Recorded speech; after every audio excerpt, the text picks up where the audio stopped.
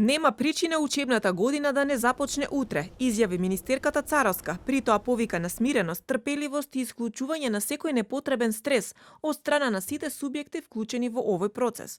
Одговорност за проблемите со платформата и начинот на одвивање на наставата според неа не треба да се бара, бидејќи потешкоти ќе има, но тие во отке се надминуваат. Најважно е да има континуитет во наставата. И покрај техничките процеси кои што се случуваа како тестирање, сепак може да очекуваме дека утре учебната година ќе стартува и за оние со онлайн наставата и дека училиштата, јас посетив и неколку дни колку што ми дозволува времето, наставниците се ентузијасти, директорите посветено работеле, во некои условите се подобри, во некои се полоши, но секако стартуваат со сите предизвици кои што ги имаат, ќе стартуваат и со онлайн учење. Царовска повтори дека е невозможно за краток временски период да се обезбедат компјутери за сите ученици кои во моментов немаат.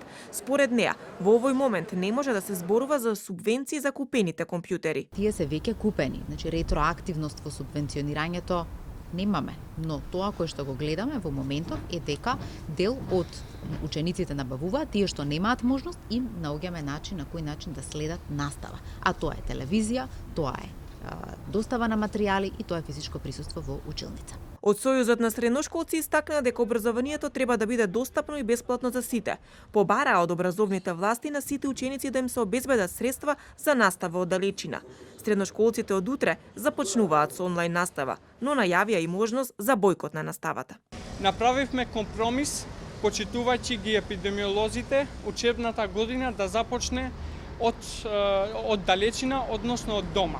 Но, доколку епидемиолошката состојба во текот на месец октомври ќе биде стабилна, тогаш учениците треба постепено да се враќат на училиштето со комбиниран модел.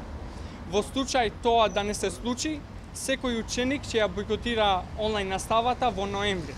Ова не треба да се сфати како компромис, туку како ултиматум од еден месец до министерката Царовска и министерот Филипше. Според министерката Царовска, доколку епидемиолошката состојба се смири и епидемиолозите дадат зелено светло, нема зашто вратите на училиштата да не се отворат за учениците.